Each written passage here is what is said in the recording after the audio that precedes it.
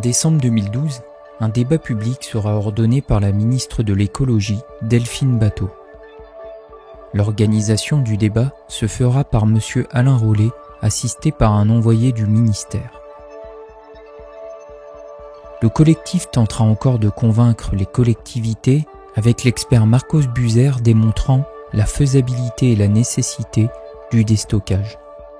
Par un courrier adressé à la ministre Delphine Batho, l'appel du 13 juin 2013 marquera le point d'orgue de l'opposition locale contre la volonté du gouvernement d'enfouir la totalité des déchets stockés. Une réussite. Le résultat du débat public ne laissera aucun doute sur le choix manifeste des participants. Plus de 90% des contributions se porteront sur le déstockage complet. La première réunion publique s'est déroulée à Wittelsheim et on était dans la salle et tout de suite j'ai trouvé il y avait un couac, c'est que sur le podium, là, en tant que débatteur, il n'y avait que des représentants des mines, de Stocamine. Et pour moi, un débat, c'était un débat entre opposants, quoi. Donc il aurait fallu qu'il y ait des opposants sur scène. Il n'y avait pas. Donc pour moi, c'était mal emmanché, quoi. Ça te réjouit, mais il faut dire que j'y suis pas allé parce que j'étais tellement écœuré de ce truc-là. Mais naturellement, un revirement comme ça fait plaisir, quoi.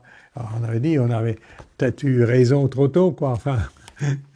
Encore une anomalie, c'est le MDPA nous présentait cinq hypothèses possibles, en commençant par l'enfouissement pour finir vers le déstockage. Et nous, on a toujours dit non, dans l'idée de réversibilité et de cette fameuse loi, il aurait fallu mettre en un le déstockage. C'était ça la proposition à viser, c'était ça l'objectif à viser, et en 5, l'enfouissement. Donc on voit tout de suite que c'était tordu. Déjà, le débat public était mal emmanché, était orienté, à mon avis. Et puis ensuite, il y a eu ces résultats, donc effectivement, une majorité écrasante de contributions qui étaient pour le scénario 5, déstockage total. Donc on s'est dit, bon, ben voilà, Vox Populi, Vox Dei, on a gagné. Eh ben non, rien du tout. C'est quand même dingue. Alors finalement, on se pose la question de la démocratie dans laquelle on vit, quoi. C'est ça, est-ce que c'est vraiment ça la démocratie? Est-ce que vraiment le peuple a voix au chapitre? Est-ce que vraiment les citoyens intéressés ce coup-ci et formés et experts en la matière sont-ils écoutés? Non, non, je crois que non. Sur son année de mandat au ministère de l'Écologie, Madame Batho ne parviendra qu'à autoriser la sortie de 6% de déchets mercuriels, alors même que l'expert Marcos Buser parle d'un coût inférieur pour faire sortir l'intégralité des 44 000 tonnes de déchets. Plus tard, lors d'un passage à Ungersheim, village alsacien, interpellée par le porte-parole du collectif Yann Flory, elle avouera l'impossibilité d'aller contre l'avis des hauts fonctionnaires de son ministère. Écoutez, quand l'administration a un plan A, elle n'a qu'un plan A, mais continuez à vous mobiliser et à relayer vos revendications à travers les médias et vos élus. En 2014, la colère grimpe chez les militants, les associations, les syndicats et même les élus. Face aux manifestations organisées par le collectif, Madame Ségolène Royal, ministre de l'Écologie, va ordonner le retrait d'un maximum de déchets arséniés et mercuriels, soit 93%, représentant 12% du volume total des déchets stockés. Mais le compte n'y est pas. Alors le collectif repart dans la rue, comme à Strasbourg le 11 octobre 2014, où plusieurs milliers d'Alsaciens se rassembleront au cri de « Touche pas à l'Alsace ». Monsieur Göllner, venu annoncer la décision de la ministre lors d'une réunion de la commission de suivi de site, emploiera l'expression « pour vous faire plaisir ». Pour vous faire plaisir, la préservation d'une ressource vitale peut-elle se réduire à une simple question de plaisir ou de caprice? Finalement, ce seront 2379 tonnes de déchets mercuriels qui seront déstockés entre 2015 et 2017. Les premiers qui ont parlé des déchets, c'était l'INERIS en 2011, dans leur expertise, et ils ont mis en préambule à leur expertise qu'il y a un aléa de 50% sur la qualité et la quantité des déchets stockés. Tout est dit. Tout est dit. Ben quoi, Stocamine, c'est réglé. Je dis à vous trouvez que c'est réglé. On a sorti un petit pourcentage de 1000 tonnes de déchets sur les 44 000. Ah, mais écoutez, quand l'administration a un plan A, elle n'a qu'un plan A. Autrement dit, l'administration dit blanc, c'est blanc. Il n'y a pas moyen de discuter. Voilà ce qu'elle me dit, texto. C'est grave. Les déchets français continuent d'aller à Erfaneuroth, en Allemagne, hein, les déchets de classe 0. Hein. Et lui, il a trouvé Sondershausen parce que c'est une mine où dont les dirigeants étaient un peu moins, comment je vais dire ça, pas regardants. Je veux pas dire qu'ils ont fait tout et n'importe quoi, mais ils étaient plus souples au niveau tarification apparemment et acceptation des déchets. Jusqu'au jour où les premiers déchets sont partis chez eux et que eux, avant de les accepter, les ont réanalysés. Et c'est là que on s'est rendu compte que les analyses faites à Stocamine ne reflétaient pas, le résultat des analyses ne reflétait pas la réalité de ce qui était contenu dans les big bags. Donc, en CSS, j'ai posé la question à la personne, j'ai dit, mais pourquoi vous n'avez pas étudié les méfaits de l'arsenic? Et qu'on sait, cet arsenic, tous les dégâts qu'il fait dans l'eau, à Salsigne, c'est un scandale monstre aussi, ça. Hein. 20 ans après, on découvre les cancers de la population. Et donc, ils ont aussi, à ce moment-là, seulement découvert qu'il y avait du ziram, 1700 tonnes de ziram stocké. On n'a jamais su. 2011, Ineris a fait une expertise sur les déchets, n'a jamais parlé des produits phytosanitaires ziram qui étaient là en bas. On l'a découvert suite à ça. Donc, comment pouvons-nous encore avoir confiance? On est dirigé non pas par des élus, on est dirigé par des hauts fonctionnaires qui assurent la permanence du pouvoir, puisque les élus sont interchangeables, on le sait.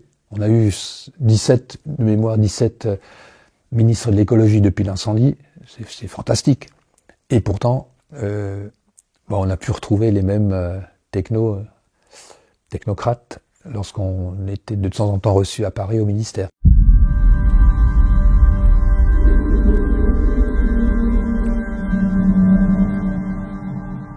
Pendant tout son mandat, Alain Rollet, PDG de Stocamine, ne cessera de tout faire pour que les déchets restent au fond de la mine.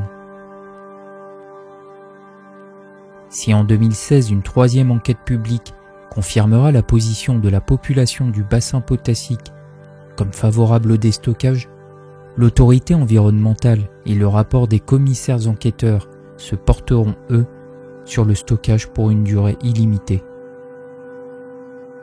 L'arrêté préfectoral du 23 mars 2017, autorisant l'enfouissement à durée illimitée des 42 000 tonnes de déchets toxiques, viendra porter le coup de massue. Mais le collectif ne souhaite pas en rester là. Après les recours gracieux portés par les communes de Wittelsheim et de Wittenheim, par la communauté d'agglomération M2A, ceux déposés au tribunal administratif par la région Grand Est et le conseil départemental du Haut-Rhin, le collectif, sous les associations CELCV et Alsace Nature, déposeront un recours au tribunal administratif de Strasbourg réclamant l'annulation de cet arrêté du 23 mars 2017. Plus tard, en 2018, alors qu'une coalition d'élus se proposera pour servir d'interlocuteur direct avec le ministre de l'écologie Nicolas Hulot, celui-ci restera passif à tout appel, puis avalisera l'enfouissement. Toutes ces années de lutte et d'espoir verront l'État bafouer la parole citoyenne, bafouer ses engagements et ses propres lois. Non viable économiquement, le déstockage total n'a donc jamais été envisagé. L'obligation de réversibilité, pourtant inscrite dans la loi, était donc un leurre, une tromperie, un mensonge comme les nombreuses promesses fallacieuses faites par l'exploitant et son principal actionnaire, l'État. Depuis le début, on a dépensé énormément d'argent pour des enquêtes, pour des réunions, pour n'importe quoi, alors qu'il fallait c'est tellement simple que ça m'énerve, que je me mets en colère. C'est tellement simple. On aurait dû les déstocker, on aurait été tranquille et ça nous serait revenu moins cher. Mais on a tourné le doigt dans le nez. Et on n'a rien fait. Et alors, en plus, on laisse passer le temps et on sait que les mines, petit à petit, se referment. Et avec le temps, ce sera plus difficile de déstocker. Quant à celui qui descend, il est assez grand pour savoir s'il veut y aller ou pas. Les Allemands qui sont venus déstocker, j'en ai entendu aucun se plaindre du fait qu'on l'oblige à faire ceci ou à faire cela. Les gars, ils en ont chié, je dis pas. Les conditions dans lesquelles ils ont travaillé, on a vraiment veillé au maximum de sécurité qui était possible de leur offrir, c'est à savoir l'utilisation de machines, même si elles sont pas antidéflagrantes, on a réussi à obtenir des dérogations pour pouvoir leur faciliter le travail. On les a habillés, on leur a mis des masques filtrants que nous, on n'avait pas pendant le stockage. On leur a fait déplacer 5 palettes pour en sortir une. Si on avait tout fait sortir, ça serait 2300 tonnes x 5. On aurait déjà fait un sacré progrès dans le déstockage. Non, on leur a fait sortir 5 palettes qu'on est allé déplacer ailleurs. Des tas de sel qu'on a déplacés 4 ou 5 fois. Pour celui qui l'a fait, faut s'imaginer des fois les volumes de sable, de sel qui ont été déplacés d'un coin de la mine à l'autre. Alors qu'on a fatigué les engins, on a dépensé un tas d'heures et de main-d'œuvre pour rien, quoi. L'État se dit, laissons, de toute façon, on va les mettre au pied du mur, on ne pourra plus rien faire parce que cette mine, prévue encore pour une stabilité de 10 000 ans, se dégrade de plus en plus vite. Et donc, à un moment donné, ces déchets vont être complètement bloqués, quoi, au fond, par l'affaissement des murs, du plafond, du sol, enfin, tous ces termes-là qu'on a entendus depuis des années. Et c'est une stratégie comme une autre. On joue sur les phénomènes physiques, c'est ce cas-là. 2, on joue sur la lassitude des gens. Et c'est vrai quand certaines télés font des micro-trottoirs dans le coin, les gens disent il y en a marre maintenant, c'est fini, on veut plus en entendre parler. C'est le cas du maire de Wittelsheim, je veux plus en entendre parler. Bref, on joue sur la lassitude. Et nous-mêmes sommes un peu las de ce combat de 30 ans.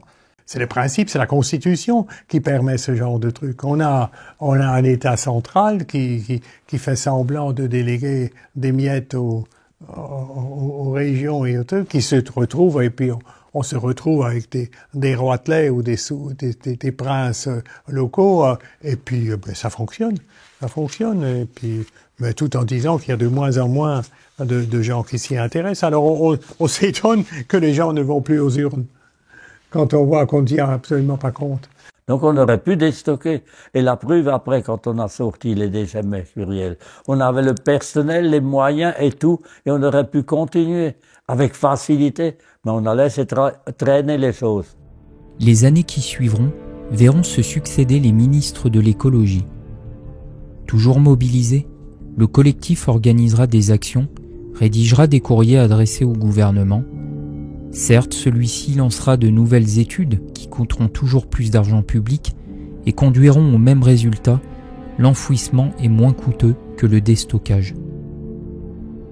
5 juin 2019, en cette journée mondiale de l'environnement, le tribunal administratif de Strasbourg vient de rejeter la totalité des recours déposés contre l'arrêté préfectoral de 2017. Ils feront appel. 30 années de combat. Le collectif Destocamine aura tout tenté pour faire remonter ces déchets. Mais pour cela, encore faut-il une volonté ministérielle. Cette dernière volonté sera celle de Barbara Pompili, venue en visite le 5 janvier 2021 au fond de la mine JosephEls. La centaine de manifestants présents ne fera pas changer d'avis Madame la Ministre, puisque quelques jours plus tard, elle validera la décision d'enfouir définitivement les déchets au fond de la mine Joseph Els à Wittelsheim.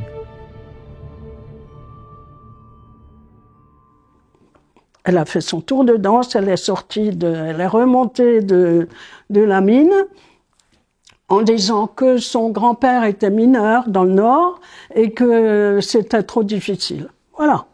Et donc, elle a fait convoquer le préfet, par le préfet, les gens de la CSS. C'est quand même, pour la petite histoire, intéressant à savoir, à 20h, alors qu'on était en confinement, et interdit de sortir à partir de 18h.